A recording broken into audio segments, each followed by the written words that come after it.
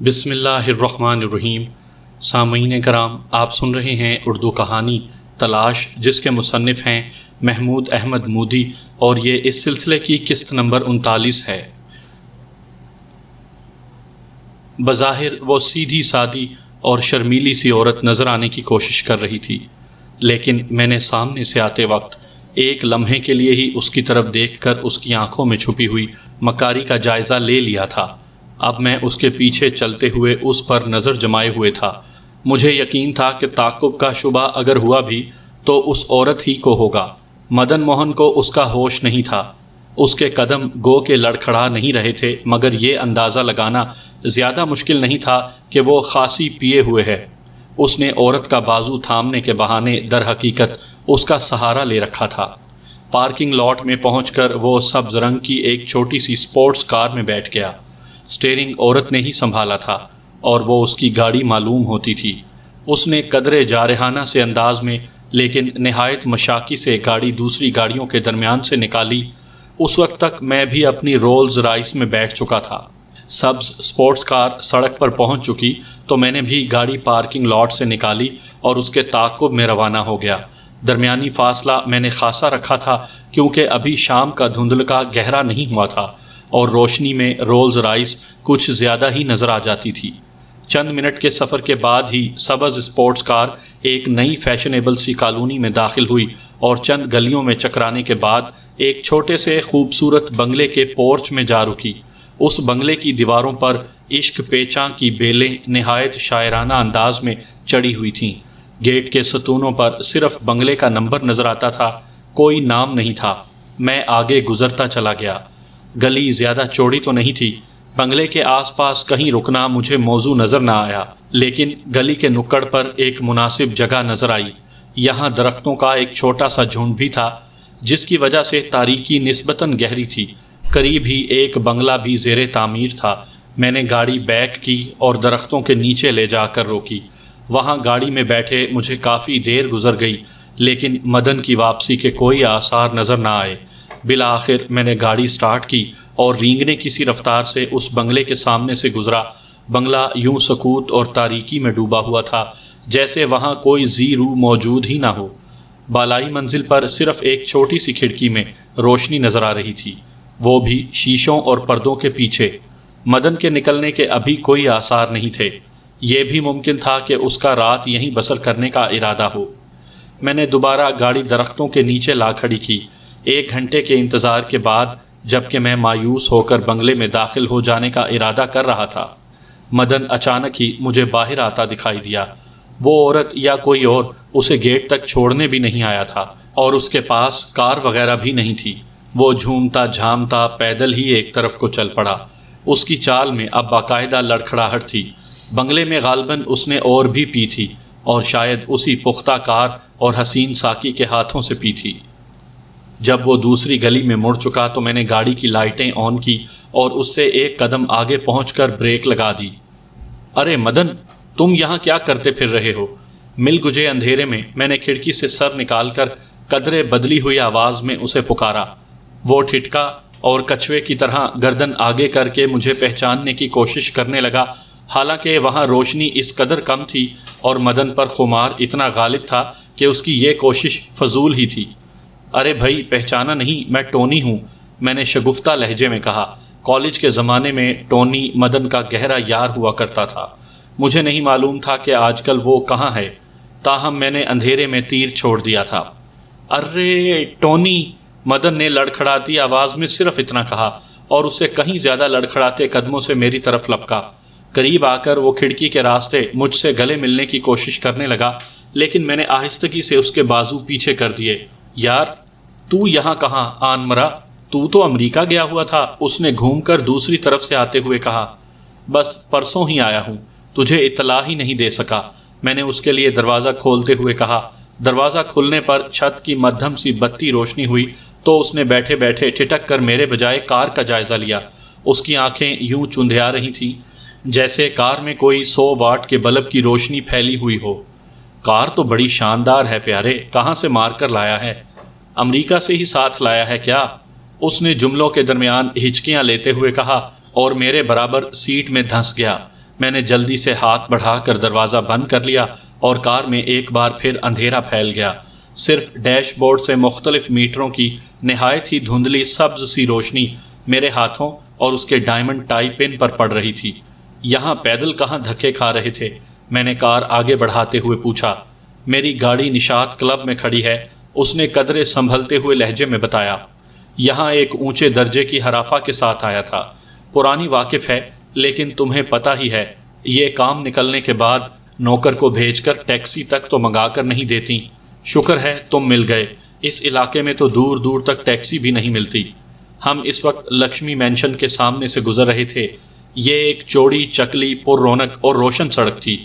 مدن نے کھڑکی کے شیشے سے باہر دیکھتے ہوئے آنکھیں سکیڑی۔ تم نشاط کلب کی طرف نہیں جا رہے کیا؟ میں وہاں سے اپنی گاڑی لے لیتا، بعد میں کسی کو بھیج کر منگوا لیں گے۔ فی الحال اس عشرت کدے کی طرف چل جو تیرے اس خادم نے دریافت کیا ہے، میں نے کہا۔ وہاں بھی اس قدر حسن و شباب کا ایک چھوٹا سا خزانہ ہمارا منتظر ہے۔ میں نے جب گاڑی اپنی کوٹھی کے ڈرائیو وے میں موڑی تو مین گیٹ کے دونوں طرف کے گلوب روشن تھے۔ میں گاڑی برآمدے کے چھجے کی طرف لے گیا جہاں روشنی کم تھی۔ مدن نے گاڑی سے اتر کر چوندی چوندی آنکھوں سے ادھر ادھر دیکھا اور مخمور لہجے میں بولا، یہ تو اپنے اڈوں سے بھی کوئی اونچا ہی اڈا معلوم ہوتا ہے۔ تو تھوڑے ہی عرصے میں بڑی اونچی چیز بن گیا ہے۔ اس نے میری کمر پر دھپ رسید کی، پھر حیرت زدہ لہجے میں بولا، اور یہ تیرے جسم کو بھی تو معلوم نہیں کیا ہو گیا ہے، بالکل پتھر کا ہو گیا ہے، جدھر ہاتھ مارو ہاتھ ہی جھنجھنا جاتا ہے۔ یار تجھے تو امریکہ کی ہوا بڑی راس آئی ہے۔ میں نے کوئی جواب نہ دیا اور اس کا ہاتھ تھام کر بیرونی دروازہ کھول کر جلدی سے اسے ڈرائنگ روم میں لے گیا۔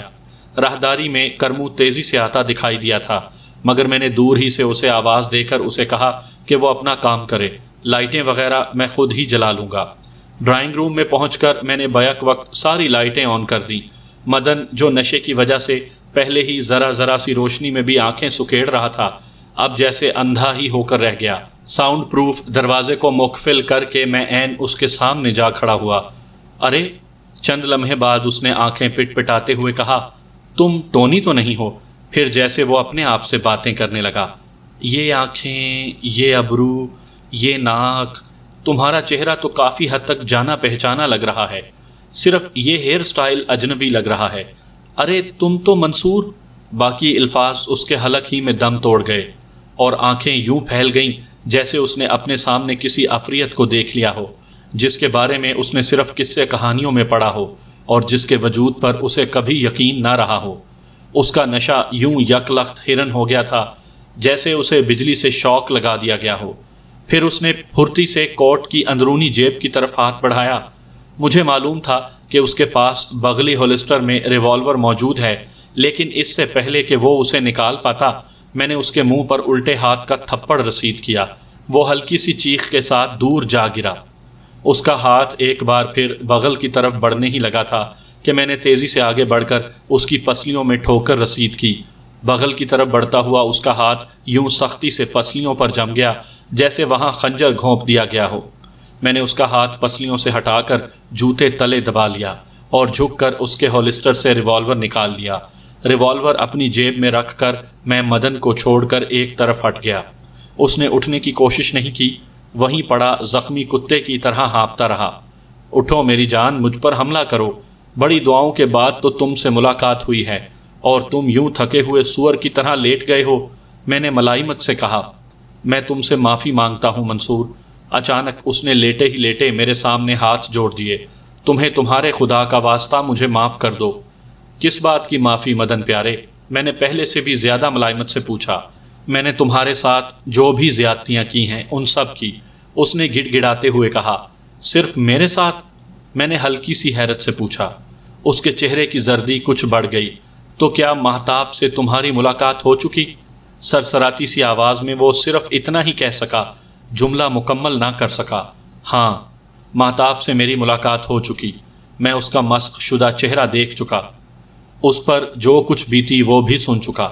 میری ماں بھی مجھ سے اچانک ملاقات کے صدمے کی تاب نہ لا کر مر چکی۔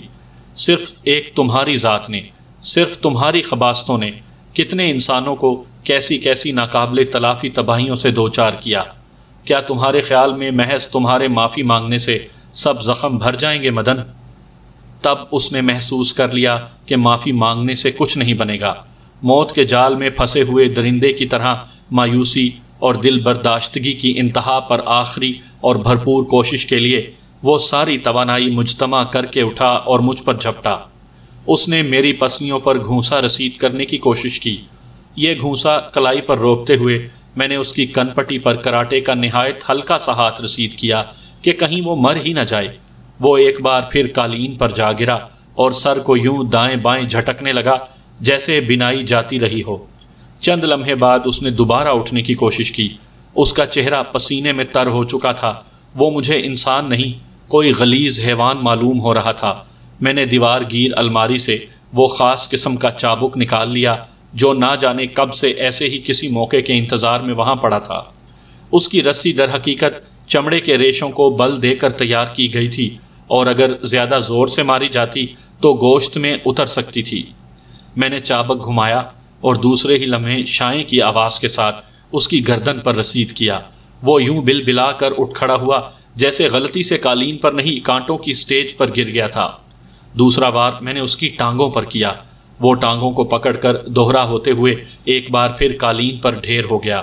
میں اس کے اوپری دھڑ پر چابک نہیں مار رہا تھا کیونکہ مجھے اندازہ تھا کہ وہاں اس کے دبیس کوٹ کی وجہ سے اسے زیادہ تکلیف دہ ضرب نہیں پہنچے گی۔ بچاؤ بچاؤ!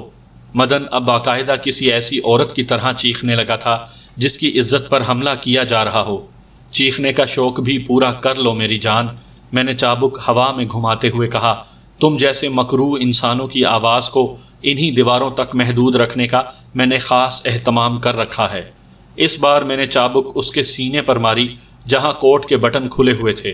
وہ تڑپ کر اوندھا ہوا تو میں نے اس کی پنڈلیوں پر وار کیا۔ چوپایوں کی طرح چاروں ہاتھوں پیروں کے بل چلتے ہوئے اس کونے میں پہنچو مدن۔ میں نے کمرے کے اس گوشے کی طرف اشارہ کیا جہاں کوئی فرنیچر وغیرہ نہیں تھا۔ وہ اب ابکائیاں سی لے رہا تھا۔ میں نے ایک بار پھر اس کی گردن پر چابک رسید کیا۔ وہ تقریباً سجدے کی سی حالت میں چلا گیا۔ میں نے ایک بار پھر اپنا حکم دہرا دیا۔ وہ اس کی تعمیل کرتے ہوئے چاروں ہاتھوں پیروں کے بل چلتا ہوا کمرے کے گوشے میں پہنچا تو میں نے اسے قالین اٹھانے کا حکم دیا۔ قالین اٹھا کر وہ پیچھے ہٹ چکا تو میں نے سوئچ بورڈ پر ایک سوئچ دبایا جو بجلی کے دیگر سوئچوں سے ہی مشابہ تھا، مگر اسے دبانے کا طریقہ مختلف تھا۔ جہاں سے قالین ہٹا تھا وہاں فرش میں ایک چوکور خلا نمودار ہو گیا جس میں سیڑھیاں نیچے جاتی دکھائی دے رہی تھیں۔ میں نے ایک اور سوئچ دبایا، سیڑھیوں سے نیچے تک روشنی پھیل گئی۔ چلو، میں نے چابک لہراتے ہوئے مدن کو حکم دیا، یوں ہی چوپایوں کی طرح ہی سیڑھیاں اترو۔ وہ کچھ ہچکچایا تو میں نے اس کی پشت پر پوری قوت سے چابک رسید کیا۔ وہ تڑپ کر خلا کی طرف لپکا اور سر کے بل سیڑھیوں پر لڑکتے لڑکتے بچا۔ ہانپتے ہانپتے وہ چوپایوں کی طرح سیڑھیاں اترنے لگا۔ زیادہ شراب نوشی کے بعد سوٹ میں ملبوس ہوتے ہوئے چوپایوں کی طرح سیڑھیاں اترنا بڑا صبر آزما کام تھا۔ میں اس کے پیچھے تھا۔ تہہ خانے میں پہنچ کر وہ گردن جھکا کر کئی لمحے تک بری طرح ہانپتا رہا۔ پھر اس نے خوف زدہ سی نظروں سے گرد و پیش کا جائزہ لیا۔ یہ ایک چھوٹا سا تہہ خانہ تھا جس میں لکڑی کی کچھ سوراخ دار مضبوط پٹیاں، لوہے کی سلاخوں سے بنے ہوئے چند چوکور پنجروں اور کچھ دوسرے ضروری سامان کے علاوہ 2 دیوار گیر الماریاں بھی تھیں۔ یہ بھی میری ضرورت کی کچھ چیزوں سے بھری ہوئی تھی۔ میں نے ایک پنجرہ گھسیٹ کر تہہ خانے کے وسط میں رکھا اور چابک جھٹکتے ہوئے مدن کو حکم دیا، اسی طرح چاروں ہاتھوں پیروں کے بل رینگتے ہوئے اس میں داخل ہو جاؤ۔ نہیں نہیں، وہ دہشت سے پھٹی پھٹی آواز میں چلا اٹھا، تم کیا کرنا چاہتے ہو؟ مجھے پنجرے میں بند کر کے سمندر میں پھینکواؤ گے؟ نہیں میری جان، تمہیں ہلاک کرنا ہوتا تو میں اسی تاریک گلی میں تمہاری گردن توڑ آیا ہوتا، تمہارے سینے میں گولی اتار کر آ جاتا، تمہیں لفٹ دے کر یہاں تک نہ لاتا۔ میں نے جواب دیا، موت تو تمہارے گناہوں کی سزا نہیں، وہ تو تم پر ایک احسان عظیم ہوگا، اور میں فی الحال تم پر احسان عظیم کرنے کے موڈ میں قطعاً نہیں۔ تمہیں زندگی سے بڑا پیار ہے نا، میں تمہیں زندہ رکھوں گا، بے فکر رہو، چلو پنجرے میں چلو۔ وہ پھر ہچکچایا، پسینہ اس کے چہرے سے فرش پر ٹپک رہا تھا۔ میں نے اس کی پیٹھ پر چابک رسید کیا۔ وہ تڑپا لیکن پنجرے کا رخ اس نے اب بھی نہیں کیا، کسی بے ہنگم چوپائے کی طرح ادھر ادھر دوڑنے لگا۔ بوکھلاہٹ میں وہ میرے قریب سے بھی گزرا۔ میں نے اس کے منہ پر ٹھوکر رسید کرنا چاہی، لیکن وہ اس کی کنپٹی پر پڑ گئی۔ وہ دونوں بازو پھیلا کر ہوا میں اچھلا، پھر اوندھے منہ گر کر ساکت ہو گیا۔ چوہے بلی کا کھیل اتنی جلدی ختم ہو جانے پر مجھے افسوس ہوا۔ تاہم اب چونکہ اس کے جلد ہوش میں آنے کا کوئی امکان نہیں تھا، اس لیے میں نے الماری سے ڈوری اور ٹیپ نکالی اور اس کے ہاتھ پشت پر باندھے، ہونٹوں پر چوڑی ٹیپ چپکائی اور اسے تقریباً دوہرا کرتے ہوئے چوکور پنجرے میں داخل کیا اور اس کا سلاخوں والا دروازہ بند کر دیا۔ یہ پنجرا اٹھا کر میں نے لکڑی کی ایک پیٹی میں رکھا جس میں وہ بالکل فٹ آتا تھا۔ پیٹی میں ہوا کی آمد و رفت کے لیے ننھے ننھے سوراخ موجود تھے۔ پیٹی کو تالا لگانے کے بعد میں نے اسے ہینڈل سے گھسیٹ کر سیڑھیوں کے قریب رکھا، الوداعی نظر تہہ خانے میں ڈالی اور اپنا چابک لپیٹ کر کوٹ کی جیب میں پھنساتے ہوئے ہاتھ جھاڑ کر واپس اوپر ڈرائنگ روم میں آ گیا۔ چابک الماری میں رکھ کر میں فون کے قریب آ بیٹھا اور چھنا کے گھر کا نمبر ڈائل کرنے لگا۔ دوسری طرف ریسیور چھنا نہیں اٹھایا۔ یس باس، میری آواز سنتے ہی اس نے پر اشتیاق لہجے میں کہا۔ ایک پارسل میرے ہاں تیار پڑا ہے، میں نے دھیمی آواز میں کہا۔ اسے پیلس کے تہہ خانے میں پہنچانا ہے۔ ابھی؟ اس نے پوچھا۔ فوری طور پر تو نہیں، میں نے گھڑی دیکھتے ہوئے کہا۔ بہرحال آج رات کسی بھی وقت پہنچ جانا چاہیے۔ میں تو اب کھانا کھا کر سو جاؤں گا، تم کسی بھی وقت آ کر لے جانا۔ کرمو دروازہ کھول دے گا اور ڈلیوری روم میں جانے کا طریقہ تو تمہیں معلوم ہی ہے۔ آپ فکر نہ کریں باس، چھنا نے دھیمی آواز میں کہا۔ اطمینان سے سو جائیں اور سمجھ لیں کہ پارسل پیلس پہنچ گیا۔ میں نے فون بند کر دیا۔ دوسرے دن شام کو میں آفس سے فارغ ہو کر مالتی مندر پہنچا اور سیدھا پیلس کے تہہ خانے میں چلا گیا۔ وہ پیٹی ایک طرف کونے میں رکھی تھی جس میں کل میں نے مدن موہن کو بند کیا تھا۔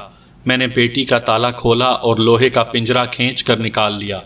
مدن موہن کسی خوف زدہ لنگور کی طرح دونوں ہاتھوں سے سلاخیں مضبوطی سے پکڑے پنجرے میں اکڑو بیٹھا تھا۔ اکڑو بیٹھنے کے علاوہ اس پنجرے میں وہ صرف یہ کر سکتا تھا کہ چوپایوں کی طرح چاروں ہاتھوں پیروں کے بل کھڑا ہو جاتا۔ پنجرے کا سائز ایسا نہیں تھا کہ کوئی آرام دہ پوزیشن اختیار کر سکتا۔ اس کی آنکھیں گویا مستقل طور پر پھیل کر رہ گئی تھیں، چہرے پر وحشت تھی، ہونٹوں پر پپڑیاں جمی ہوئی تھیں۔ اس کا سوٹ کئی جگہ سے مسک چکا تھا، ٹائی ڈھیلی ہو کر مردہ کتے کی دم کی طرح لٹکی ہوئی تھی، بکھرے بالوں نے پیشانی ڈھانپ رکھی تھی۔ ایک ہی رات میں وہ کسی تباہ حال سیارے کی مخلوق بن کر رہ گیا تھا۔ اس مدن موہن کا تو جیسے کہیں نام و نشان نہیں رہا تھا جسے میں جانتا تھا۔ کئی لمحے تک تو وہ ایک ٹک مجھے دیکھتا رہا جیسے پہچاننے کی کوشش کر رہا ہو، پھر یکلخت ہی اس نے غالباً غیر ارادی طور پر اچھل کر کھڑا ہونے کی کوشش کی، لیکن ٹھک سے اس کا سر پنجرے کی سلاخوں سے ٹکرایا اور وہ کراہ کر پہلے ہی کی طرح آرام سے بیٹھ گیا۔ جب وہ بولا تو اس کی آواز میں برسوں کے مریض سے زیادہ نکاہت تھی۔ پانی، پانی دو گھونٹ پانی پلا دو۔ مجھے معلوم تھا تم سب سے پہلے پانی مانگو گے، میں نے مسکراتے ہوئے کہا، لیکن در حقیقت تمہیں سنبھلنے کے لیے کسی اور چیز کی ضرورت ہے۔ میں نے جیب سے برینڈی کی ایک چھوٹی اور ایک چپٹی بوتل نکالی۔ دیکھو، میں تمہارے لیے انگلینڈ کی سب سے عمدہ برینڈی لایا ہوں، لیکن پلاؤں گا تمہیں قطرہ قطرہ کر کے، منہ کھولو۔ اس نے بے تابانہ انداز میں نہ صرف منہ کھولا بلکہ زبان بھی ہانپتے ہوئے کتے کی طرح باہر نکال لی۔ میں نے نہایت احتیاط سے بے رنگ سیال کا ایک قطرہ شیشی کے تنگ دہانے سے اس کی زبان پر ٹپکایا اور وہ بری طرح چیخ کر ایک بار پھر اچھلا اور اس کا سر ایک بار پھر ٹھک کی آواز کے ساتھ پنجرے کی سلاخوں سے ٹکرایا۔ وہ دوبارہ نہیں اچھلا، لیکن تنگ سوراخ میں پھنسے ہوئے چوہے کی طرح اذیت سے تڑپنے لگا۔ اس کے حلق سے عجیب سی چیخیں نکل رہی تھیں، کبھی وہ سانپ کی طرح زبان کو باہر نکالتا تھا اور کبھی اندر کر لیتا تھا۔ زبان پر جہاں میں نے قطرہ ٹپکایا تھا وہاں ایک ننھا سا قدرے گہرا داغ پڑ گیا تھا۔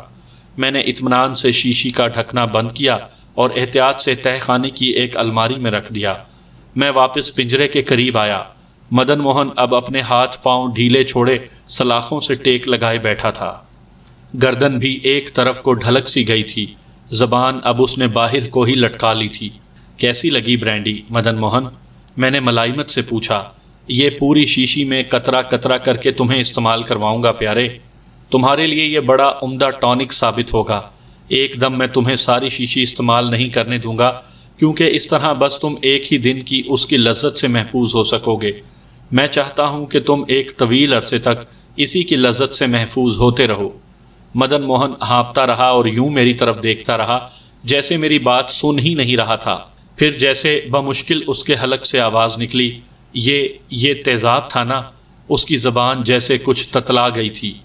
ہاں، گندک کا تیزاب، نہایت طاقتور تیزاب، میں نے جواب دیا۔ تمہیں معلوم ہی ہے کہ گندک انسانی جسم کے لیے خاصا غیر ضروری عنصر ہے۔ منصور، وہ بدستور ہانپتے ہوئے بولا، اگر تمہیں مجھ سے میری زیادتیوں کا انتقام ہی لینا ہے تو مجھے گولی مار دو، مجھے ہلاک کر دو۔ حیرت ہے، میں نے کہا، کل تک تو تم موت سے بڑے خوف زدہ تھے، آج موت کی فرمائش کر رہے ہو۔ مجھے اندازہ ہو گیا ہے کہ تم مجھے بہت زیادہ اذیتیں دے دے کر سسکا کر مارنا چاہتے ہو۔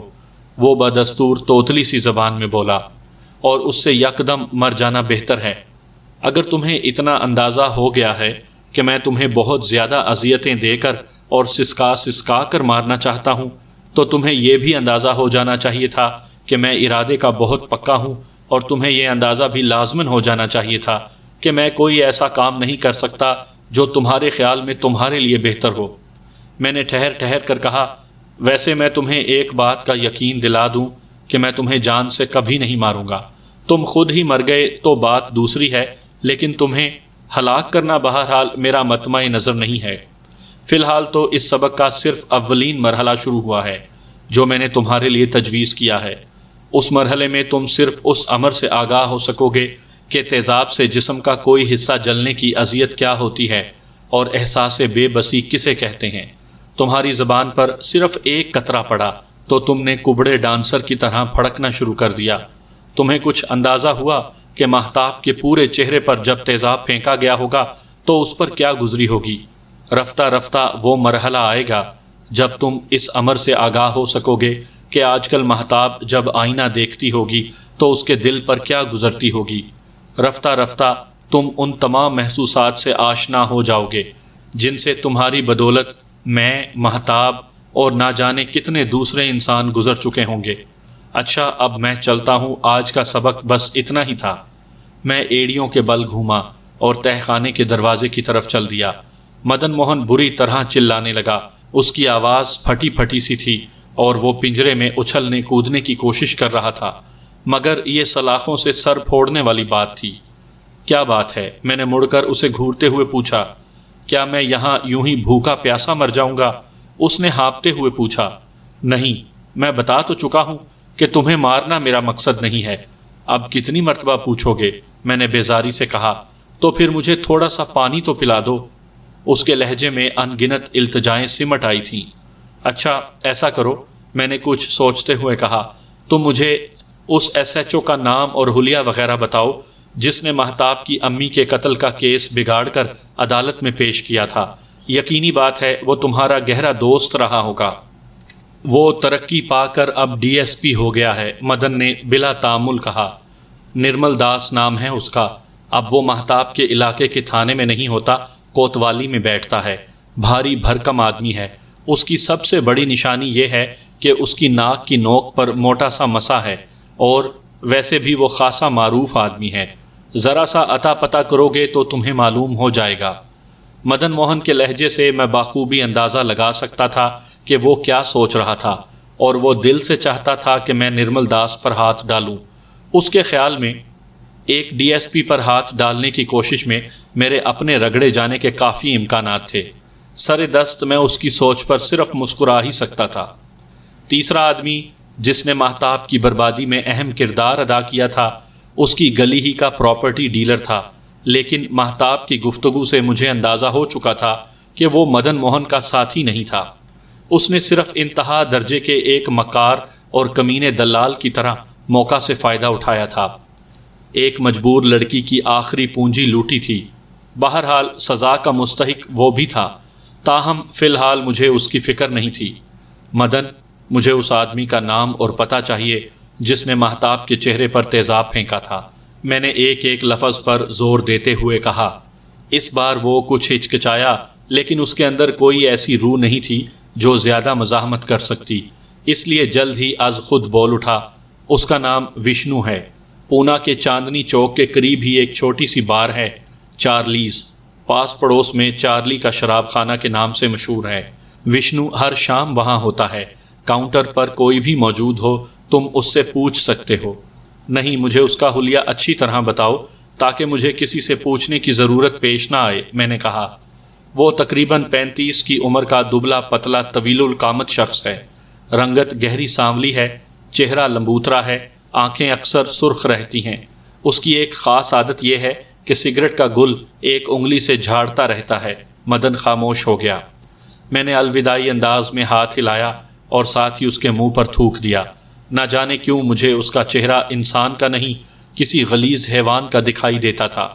اس کے تاثرات میں کوئی تبدیلی نہ آئی، بس ساکت بیٹھا ایک ٹک میری طرف دیکھتا رہا۔ میں واپسی کے لیے مڑ گیا۔ کیا اب بھی پانی نہیں پلاؤ گے؟ اس نے کمزور سی آواز میں عقب سے پکارا۔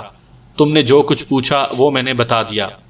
پانی خدا کی ایک نعمت ہے، میں نے مڑ کر دیکھے بغیر دروازے کی طرف بڑھتے ہوئے کہا، اور میرے خیال میں اس نعمت پر تم جیسے ظالموں، فرعونوں اور بے رحموں کا اتنا حق نہیں ہونا چاہیے کہ جب چاہو یوں تمہیں مل جائے۔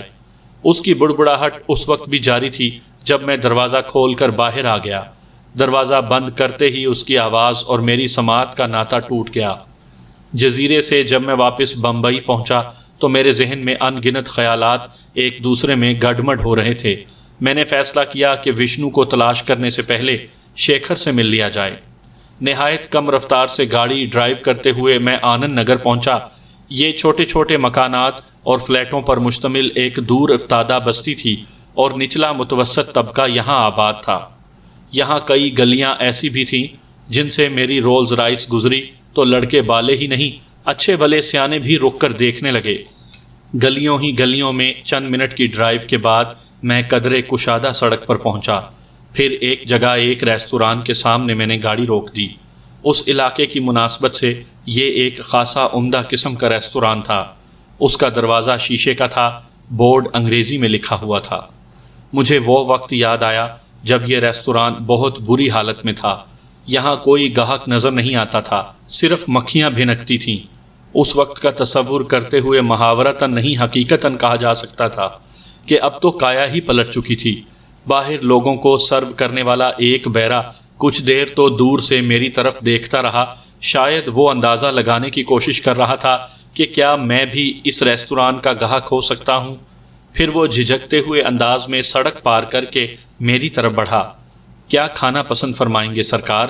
بیرے نے قریب آ کر کھڑکی پر جھکتے ہوئے پوچھا۔ کچھ نہیں، میں نے ملائمت سے کہا، ذرا اپنے صاحب کو بھیج دو۔ کچھ دیر بعد ریستوران سے ایک ادھیڑ عمر شخص برآمد ہوا۔ اس کے لمبے لمبے بال جن میں سفیدی غالب تھی نہایت سلیقے سے سنورے ہوئے تھے۔ اس کا جسم زوال کی طرف مائل تھا، لیکن چوڑا چکلا ڈھانچہ خصوصاً کندھوں کی ساخت اور آدھی آستین کی شرٹ سے جھانکتے ہوئے بازوؤں کی ڈھلکتی ہوئی مچھلیاں بتاتی تھیں کہ یہ عمارت کبھی بہت شاندار تھی۔ اس نے سڑک پار کرتے ہی مجھے دیکھ لیا اور مستعدانہ انداز میں لمبے لمبے ڈگ بھرتا ہوا میری طرف بڑھا۔ گزرے ہوئے برسوں نے اس کی شخصیت پر بردباری کے خواہ کتنے ہی نقوش چھوڑ دیے تھے، پھر بھی اس کی حالت اس وقت سے کہیں بہتر تھی جب میں نے آخری بار اسے دیکھا تھا، اور یہ کوئی پرانی بات نہیں تھی۔ وہ قریب آیا تو میں نے دیکھا کہ وہ حسب معمول ربر سول کے جوتے پہنے ہوئے تھا، مگر فرق یہ تھا کہ اب اس کے جوتے نئے اور چمکیلے تھے۔ میں اس کے استقبال کو گاڑی سے اتر آیا۔ وہ لپکتے ہوئے بولا، آپ بیٹھے رہیے مالک، میں وہیں آپ کے چرن چھو لوں گا۔ وہ میرے پیروں کی طرف جھکنے لگا۔ خدا کے لیے، میں نے گھبرائے ہوئے سے انداز میں اسے بازو سے پکڑ کر فوراً سیدھا کرتے ہوئے کہا، یہ تکلفات رہنے دو، یہ چرن ورن چھونے والی حرکت میرے ساتھ مت کیا کرو، مجھ سے برابری کی سطح پر آ کر ملا کرو۔ یہ تکلفات نہیں سرکار، وہ ہاتھ جوڑتے ہوئے بولا، میری آتما کی پکار ہے، اور میں بھلا آپ کے برابر کیسے آ سکتا ہوں؟ میں گندی نالی کا کیڑا ہوں اور آپ اوتار ہیں، دیوتا ہیں۔ اور دیکھو، میں نے اس کی بات کاٹ دی، مجھ سے ان ہندی اصطلاحوں کے ساتھ بھی بات مت کیا کرو۔ مجھے یوں معلوم ہونے لگتا ہے جیسے کوئی پجاری مندر میں اشلوک پڑھ رہا ہے۔ ویسے بھی تمہیں تو اچھی بھلی اردو آتی ہے۔ کیوں نہیں سرکار؟ وہ شرمیلے سے انداز میں ہنسا۔ اردو ہی نہیں، آپ کی دعا سے انگریزی، فرانسیسی، پنجابی، جرمن اور پرتگیزی بھی آتی ہے، بلکہ تمہیں انسانوں کی زبانوں کے علاوہ جنگل کے تمام چرند پرند اور درندوں کی زبانیں بھی آتی ہیں۔ میں نے اس کا کندھا تھپک کر مسکراتے ہوئے کہا، بس جی، سب اوپر والے کا کرم ہے۔ وہ انکساری سے بولا، آؤ گاڑی میں بیٹھ جاؤ۔ میں نے دروازہ کھولتے ہوئے کہا، اسی میں بیٹھ کر باتیں کریں گے۔ وہ گویا میرے برابر بیٹھنے کو گستاخی سمجھتے ہوئے ہچکچا رہا تھا، لیکن میں نے اسے سیٹ پر دھکیل دیا اور گھوم کر دوسری طرف سے اس کے برابر آ بیٹھا۔ کچھ پئیں گے نہیں؟ اس نے پوچھا۔ کھانے کے لیے تو آپ کی شایان شان کوئی چیز نہیں ہے یہاں، اس لیے میں نہیں پوچھ رہا۔ ارے نہیں، سب ٹھیک ہے، میں نے لاپرواہی سے کہا۔ کھانے کا ویسے بھی وقت نہیں ہے،